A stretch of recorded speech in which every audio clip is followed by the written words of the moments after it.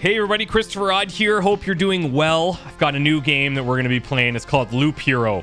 Could be called Loot Hero with good reason, but basically it boils down to this. You're playing a dungeon master, overseer type who is slowly building an evolving dungeon with bigger, better battles, bigger, better, stronger enemies versus hopefully your little autonomous adventurer who goes from a young novice into a seasoned pro dungeon crawler who can keep up with the evolution of enemies, loot, bosses, etc. We also have to build a base, collect resources. There's a lot going on. I'm just going to get into it and explain things as we go. I've got one save at about 3.5 hours where I've just been giving her. Been having a great time just exploring, finding out different things about card combinations, the best type of traits to go for. There's a lot of stuff. We'll talk about it very soon. I'm going to start a new one. We're going to skip the tutorial, but there is a little story at the start here, so pay attention. It involves a Lich. So I know you're hooked now.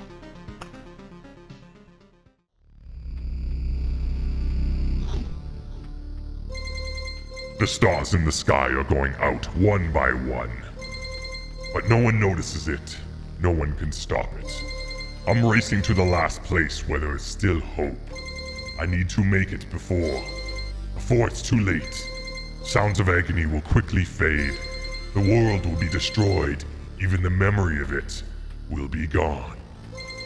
And even if there is absolutely no chance of bringing it all back, there will always be someone who's willing to do the impossible. In a place without space, without time, without memories. And this is Loop Hero. When you don't do the tutorial, you start out at your base. Now, this is essentially your, let's call it like a tech tree, the way you evolve your base. Things link back to prerequisites, so on and so forth. Right now, the only thing that we can do is build a campfire.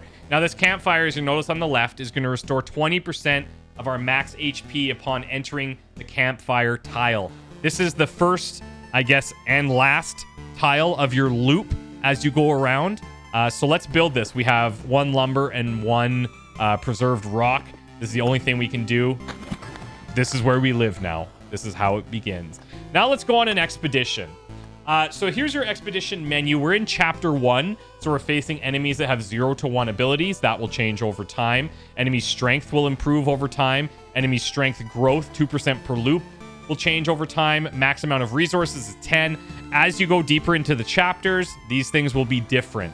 We're playing as a warrior here. You don't have a choice right now. These will unlock in the future.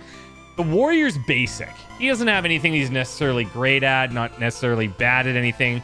The one thing he does have going for him is that in a fight, he gets plus 2% damage for each second that the fight lasts. So longer fights benefit him very much so. But you have to be built out for that. There's also some class stats in here that we'll be trying to build over the run.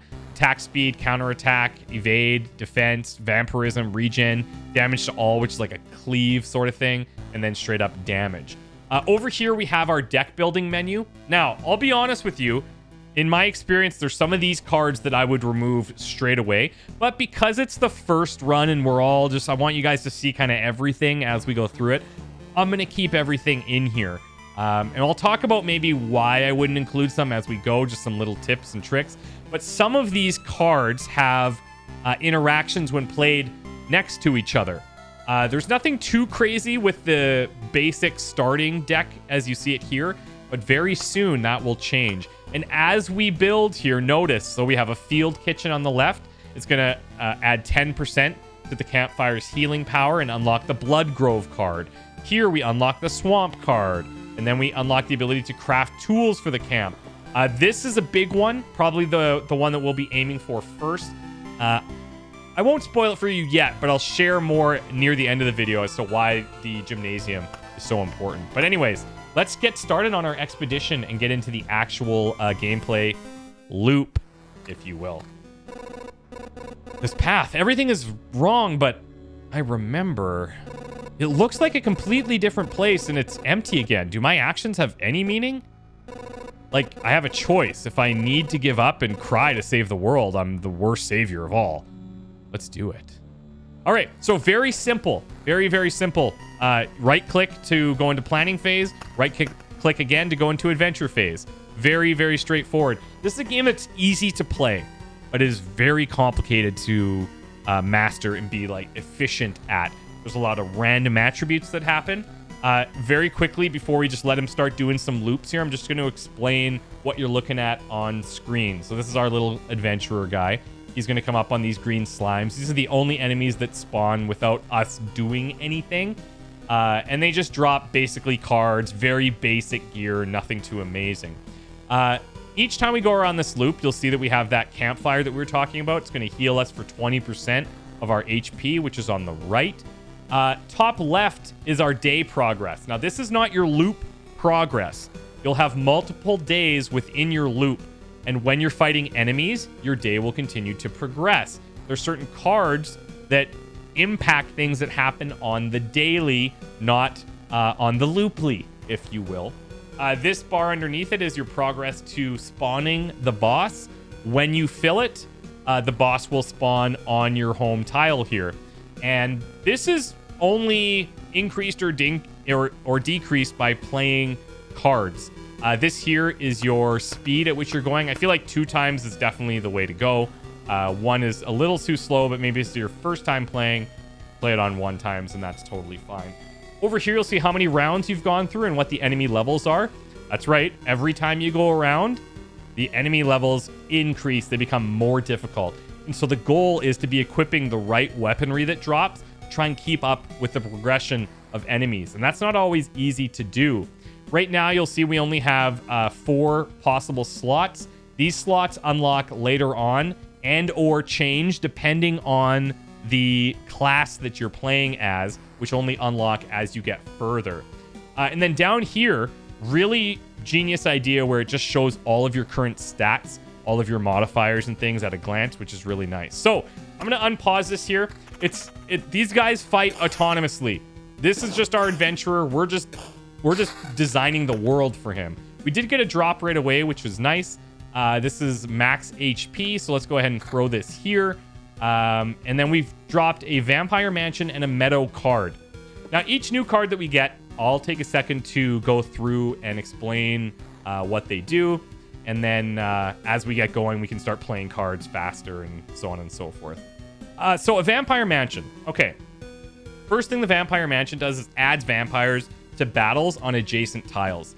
So for example, and I am going to do this here, if I were to play this vampire mansion in this corner, that means on all those blue tiles, if there's any enemies, we're also going to spawn a vampire. You might be asking yourself, why do you want to put stronger enemies on the map? Well, stronger enemies equals better loot. And you really need to keep up in terms of loot. So you want to be spawning stronger enemies. Now, do you want to spawn every enemy? Do you want to play every card? Not necessarily, because this is our first batch of cards. We don't really have a ton of options. So we're going to be playing a lot. But keep that in mind as you go. Now, you can see the slime here. You don't see the vampires. You just have to remember that on every battle in this blue area of the vampire mansion, these will have a vampire. Now, there's other cards and other buildings and things that will combo up with this, but we don't have access to them yet. For example, there's a village card, I believe it's called. If you play a village card, it heals you as you go through it. But if you play it next to a vampire mansion, it becomes a ransacked village. And then the more, I think you go through it like 3 times, that card essentially evolves and heals you for more. So there's combinations that you need to experiment to find out. I don't know them all, but I know some in my few hours of playing, and I'll share them with you as we go. A meadow. Now, this is really nice. You can play this pretty well anywhere on your map, inside your loop or outside. And what this does is adds 2 HP or heals you for 2 HP at the start of each day. Remember, each day, top left, not per loop. Now, the thing with these meadows is if you play it next to anything that isn't just another meadow, then it'll actually heal you for 3 HP at the start of the day. So we'll get into that when we start placing those. But let's go into our second battle here, and we're going to have a vampire. The first time you run into like these new enemies, they have a little thing that they want to say. So best vampire voice in 3, 2, 1. Back off, human. A vampire? Where are your lands? If your farmers need help, I would be glad to offer it. And there's little hints in here about potentially things to play near their vampire steads. No more lands, no more flock. Only hundreds of years of emptiness and hundreds of years of hunger. Look, he's like, you can't hold it back. Save yourself while you still can. I don't know how long I will be able to keep my head straight. What hundreds of years are you talking about? Your mind is easy to trick, but you can't trick my hunger. It demands its share. Every sip, every drop of blood will go to satiate it. I'm too weak, but you can help me, and I will set this crumbled world right. Right. I'm doing this not just for myself, but for everyone in the name of good. So be grateful for my hard work and just let me bleed you dry. I don't think that's going to happen. Now we're battling 2 enemies. Okay, so the I guess procedure or the order in which we attack these enemies seems to be random. When the vampire spawns in with other enemies, the other enemies get vampiric aura, which is like a life steal. That's something we can gain access through loot drops and stuff. But it does give a small boost to other enemies. But generally, you're pretty safe to pair these guys with like lower ranked enemies and still get the better loot that a vampire can drop. Now, vampires often owned our lands. They kept the peace and helped our settlements to prosper. But this won't do it all. Now they're just pale shadows of their former selves, both physically and mentally, apparently. The blood of other creatures can't sustain them. He wasn't joking about the hunger. Even the creatures that stand near him are imbued with the power to devour someone else's life. All right, so this dropped a couple of new cards for us. So first of all, there's a cemetery. Cemeteries are really good and really bad. They're going to spawn a skeleton every 3 days. And this is kind of the crux of how you're placing or deciding what to place on your loop. Things are going to spawn either every day, 2 days, 3 days, so be it. And that's, again, referencing this thing up here. So the cemetery is going to spawn a skeleton every 3 days. Doesn't seem too bad. But as you start placing more things, you're going to get more days within your loop because it takes time to defeat them. So it's going to have more time to spawn these more difficult enemies. However, more difficult enemies means better loot. So I'm actually going to place this back here very close to our camp. So we're going to get a heal, and then we can hopefully fight some skeletons when we're at our kind of strongest in the loop. We have an Oblivion card, which can remove any tile you want. It can also remove monsters from the road if you so choose to do that. There's good reasons to remove like a big batch of upcoming monsters that might be scary if you're in a tough spot. This is also good to remove certain buildings that we'll maybe get into later. We also have a rock.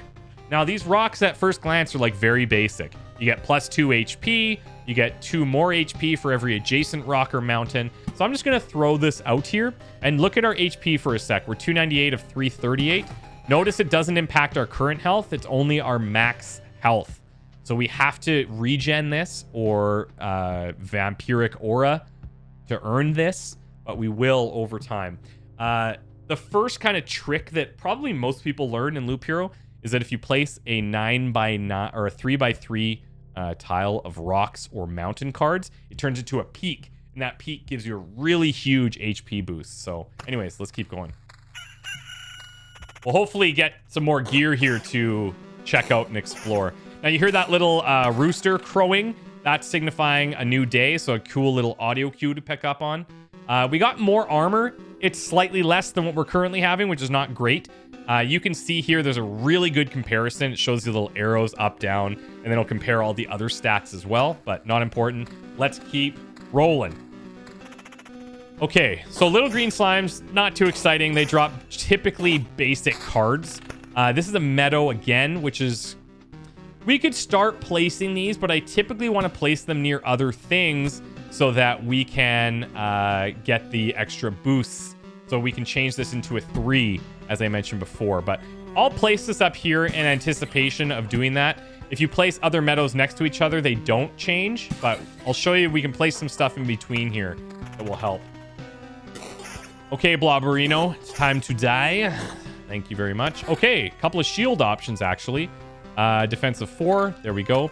Now, you might notice as things come in, this tends to start pushing items towards the end. Once they fall off of here, it'll give us resources. You can also move things around in here to try to save things from dropping off if you want to balance that way. A couple of Oblivion cards. Nothing I really want to Oblivion now. And speaking of resources, as we're going along, placing cards, like rocks give us preserved pebbles. We place down meadows, that gives us rations. You'll notice at the bottom of this description, 12 rations form a whole food supply. That's a different resource altogether. And then pebbles, if you place 10 of them, you'll get 1 preserved rock, which is a different thing altogether. Now, we did get spider cocoons here. Spiders, I mentioned when we were looking at the deck, there's certain cards that I would probably remove. I would probably remove spiders. These things will fill up a tile very quickly. They're very easy to defeat. That part is all fine and dandy. The issue with this is that they don't drop very good loot. They're really easy enemies, and you can use them to like pad out your run, but typically they're not that powerful. I am going to use it because we have it, and let's see. We're going to have a day trigger here in a second. Let me set this maybe down here by our vampire hut, and then we can fight vampires along with those guys. We have some more meadows that I'm going to hold off on placing for a second. And do we want to place another vampire mansion? I don't really want to stack a vampire mansion with our cemetery, but I will end up placing other things around here. So let's just throw our vampire mansion. And for reasons that I'll explain later, I like to place... There's our first skeleton that spawned. I like to place a lot of things around our camp and basically consume every possible tile around there. We'll talk about that near the end of this video. So we finally got a weapon, so we're dealing a little bit more damage. We're not just using our fists, thank God. Here's our first skeleton. Hopefully he drops something nice. They have pretty decent armor. You can see, like, our damage output, we're dealing plus 10%, because for every second of battle, we gain, like, what was it, 2%? And then our current damage is 8 to 12, but he's taking very little because he's got armor. He also hits pretty hard. So when he lands an attack, 15 damage is a lot for us right now. But one enemy is not too bad. So here's a pretty good sword, level 3. Typically, what I've noticed is skeletons tend to drop like at the level or 1 to 2 above of your current round, which is really powerful. So this is a big increase on our damage, and it's dealing magic damage, which ignores armor. So pretty solid, as you can imagine. Let's keep rocking.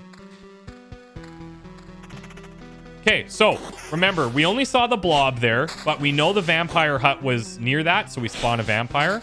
And this is great. We got a treasury. Okay, treasuries are cards. I could kind of go either way on them, but early on, I think they're nice because you can get a lot of resources. Anything you place around your treasury gives you resources, and then when you fully circle it, you get a big boost of additional resources that you'll see. Hopefully, I can pull that off. Can't be built adjacent to anything. So notice how I was thinking earlier about holding these meadows, but I placed these. I can't place that treasury in between them. Okay, so you can't like pre-build for a treasury drop. You need to place your treasury, and then you need to build around it. So I'm going to place this here. I'm going to leave some extra space on either side for a little bit of a strategy that I've come up with. And we'll start now placing our meadows. Notice every time we place cards, the progression towards spawning the boss keeps moving up. So you got to keep your eye on that. You don't want to accidentally spawn the boss. And I'm really hoping that we can get to the point where we can spawn the boss here. It really depends on how the run is going, what items have been dropped, what cards we've been getting, and so on and so forth. So I'm going to place these here. Now notice, these turn into blooming meadows. So now we're healing for 3 HP at the start of each day. We're getting 3 from this one, 3 from this one, 2 here, and 2 here. I'm going to continue building my rock formation over on this side. And notice here, we're getting all these resources coming in so that we can build those buildings back at our base, which makes our future runs much stronger. We also got the Grove. This is going to spawn a rat wolf every 2 days. Now, there's a really cool card that unlocks from the kitchen, I believe, called the Blood Grove, where you can spawn these things called fiends inside your groves. And those fiends drop really good loot. So we can't do any combination with this yet, but we do want to spawn enemies. And I think early on, I'm just going to like space these out so we have some time in between battles. We are able to find items that have like regen per second. So if you space things out, you can kind of earn some health in between your fights. All right, what do we got here? So this is definitely a better armor in terms of HP. We get damage to all, which on every attack deals that 2 damage to every unit. It's good early, but this first boss that we're facing is a Lich. Solo enemy. And you always want to kind of be thinking like, is this going to help me in the long run? It's early in the run, so we're going to take it because it doesn't really matter. And we are fighting more mobs than single enemies. So let's go ahead and throw this on. And let's keep building our... Let's do a meadow here. Now, if I place a meadow here, it won't activate. These have to be right next to something else to bloom. We can go ahead and place more rocks. Now, this is our first mountain card. It essentially works like a rock, but a stronger variant of it. If you really want to min-max, you probably want to build your little peak, the 3x3, with just rocks and save your mountains for other stuff.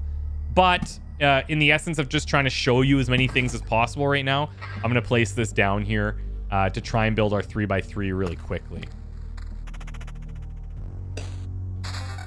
Okay, so we got a level 1 weapon, obviously not a big deal. Another mountain, I'm going to drop this up here.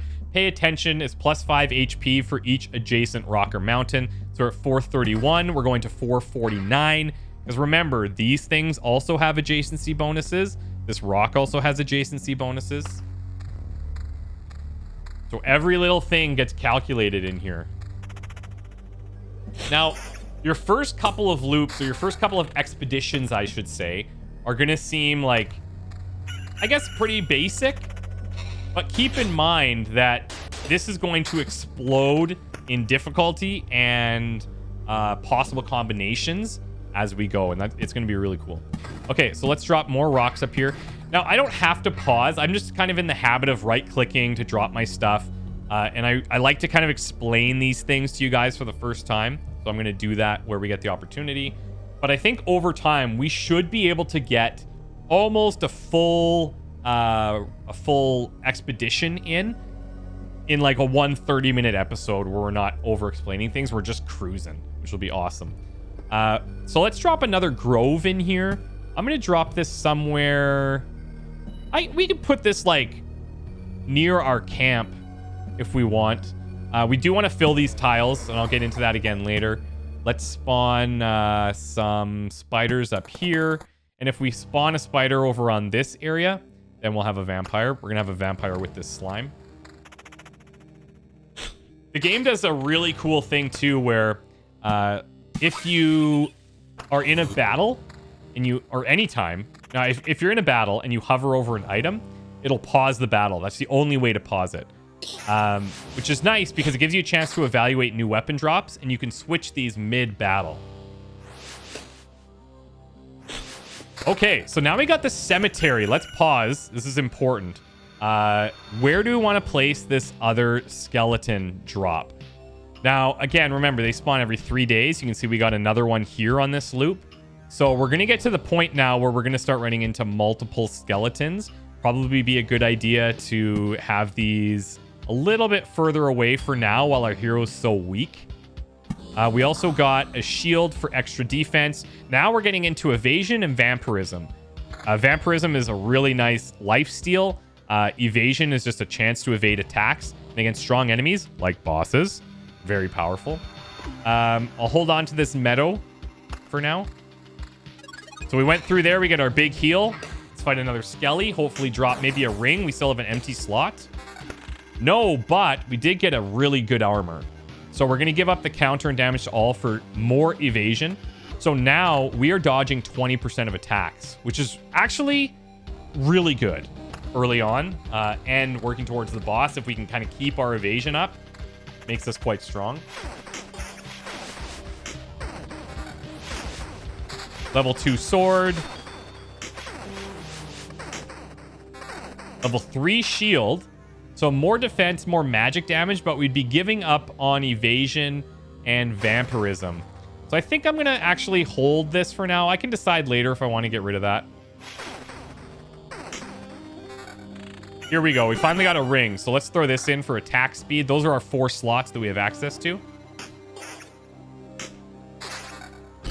And we got a mace, damage to all, but I think that ritual sword's still carrying us right now. It's dealing so much damage.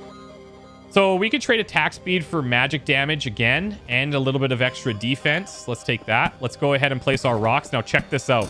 9 rocks or mountains turns into a mountain peak.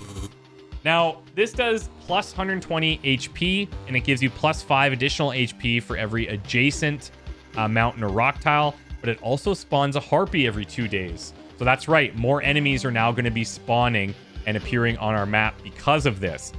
Now, if you've gone back and you've been like, wait, the math doesn't add up there. This didn't quite add 120 HP. You'd be right. What this seems to do is it replaces all the adjacency bonuses and just gives you the flat 120 HP as if there were no rocks or mountains there previously. You're still coming out ahead. You can only build 1 mountain peak per area, so I can't build another one here. But you definitely, in my opinion, want to build a mountain peak for the health. There are reasons to not do it, which we can get into in later runs. For example, if we place another rock, I'm going to place a rock here to activate these 2 meadows. So now we get the +3/+3. But also notice we now have a Goblin Camp. So this is going to spawn a goblin on an adjacent tile once a day, and it appears for every 10 mountain or rock tiles. So because we placed 9, here's our 10th, we now have a Goblin Camp. Goblins kind of suck to deal with, to be quite honest. They don't drop great loot, but they hit pretty hard. And so I tend to like oblivion them off whenever I can. We have a bunch of other meadows here. Now later on, we're going to get access to something called like a chrono something or other that doubles the start of each day effects. So if you compare a bunch of meadows with this chrono thing, then you're getting 6 HP at the start of your day, which is doubling the effectiveness, which is massive. But what I'm going to do is I'm going to go ahead and fill this circle here. And notice the ingredients that we're getting. These are not activated, but I'll fix that. And watch what happens when we place this. This is now an empty treasury. So we've taken all of the possible resources that we can get out of it. We also got some cards and we got some loot. So pretty good reasons to fill these treasuries, in my opinion, especially in early runs where you need materials to go and build your base. Okay. Now, similar to a mountain's peak, an empty treasury is going to spawn a gargoyle every 3 days. You can see that in the bottom right. Now, we did get a road lantern. So road lanterns can be used to decrease the maximum number of monsters on adjacent tiles. So, for example, we can spawn up to 4 enemies plus like a vampire, plus chests. But I think the maximum that I've seen spawn is 4 enemies out of any given thing.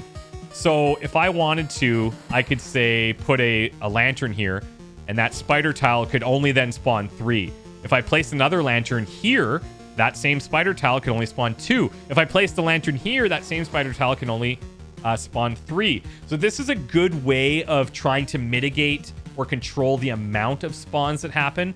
Pretty useful for skeletons because you typically don't want to spawn like a ton of skeletons early on, but it's just something to keep in mind. I don't think I'm going to place it yet. And then we also have the Grove, again, to spawn these little rat wolves, which are, I guess, like medium level loot, if I had to put them somewhere. How is this now? It's less HP, but more regen and more damage to all. I think I'm going to pass on that. This is a straight damage increase plus vampirism, but we're losing out on that 7 magic damage. However, I do want to get our regen going a little bit higher. So we're at 8 currently. Let's place this in. So we're at 17 vampirism right now. Let's rock and roll.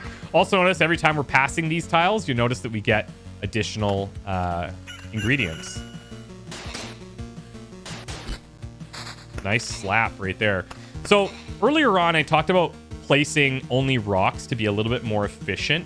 The reason is because the mountains give 5 HP for the adjacency bonus. So I think in a perfect world, you build out your mountain peak with just rocks, and then you save your mountains for additional adjacency bonuses. What I like to do is kind of have my treasury here, and then I can put like a mountain to activate this one, And then I could do like, I could just build a little mountain section around here, around here, around here. But I'll use rocks or whatever to activate these for now. So we're coming up on the end of our third loop. Are we going to fight a skeleton at this one? Maybe. We might. As I said, I'll just place rocks here to kind of activate these. We have a bunch of road lanterns right now. I'm going to hold this. You can't hold infinite cards, but you can hold about 10. Once that you max out, your earliest cards drop off. I think you can rearrange, maybe? No, you can't. So your earliest cards drop off and then get turned into a different type of resource.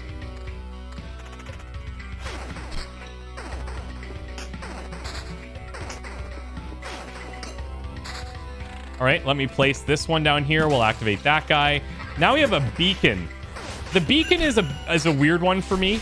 It's another one that I would typically not include in my deck for a few reasons, but it even says it's a worthless landmark in a world with no direction, but it makes you move faster, so you cover more tiles per day. The problem is that it boosts attack speed for all units. So if you're fighting a group of enemies, they all have boosted attack speed. So if I'm fighting 1v3, it's an advantage for the enemy because they're all attacking faster, and you're attacking faster, yes, but they're all benefiting, whereas it's only singular for you. So I think early, I might try and place these on like more empty tiles or easier tiles. And we can do that. We can place it here so that we go like faster through this section. It's not a huge difference, but if you stack them, it can be. We have another treasury here. I might do this down in this section and try to encompass that with meadows. But let's go through to the end of this loop here.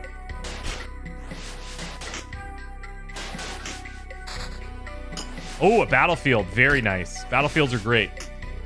So, oh, we also got a nice ring. Damage to all and evasion. Yeah, I think this is good. So we're dropping pretty much all of our magic damage. But our evasion is up to 31. Quite nice. So battlefield. Spawns a chest at the start of every loop. Enemies on adjacent tiles can become ghosts. The downside of this is that they can become ghosts, which means you have to kill them multiple times. Ghosts can become like better versions of ghosts and so on and so forth. It can go kind of deep there. But generally, you're focusing on getting that chest, which is guaranteed good loot. You can have mimic chests, which is a problem. But I'm going to put this over in this section so that we can spawn it really early in our run. I'll put it... I kind of want to put it here. And I talked about this a little bit about surrounding my little camp here with full tiles. The reason that is because the boss, the first boss, is a Lich. And he's going to spawn in, and any tiles around your camp are going to get filled with Lich palaces. And the reason it comes around your camp is because that's where he lands, and that's where the boss fight takes place.